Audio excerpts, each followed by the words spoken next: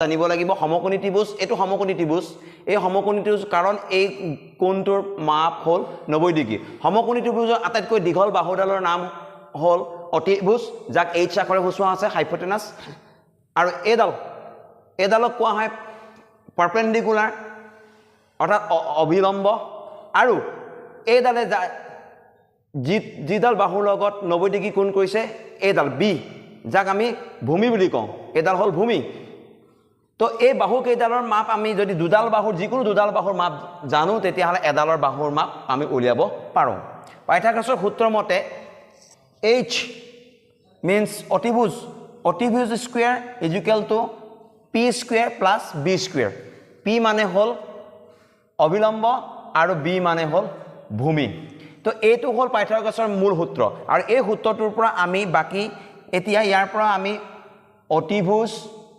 অভিলম্ব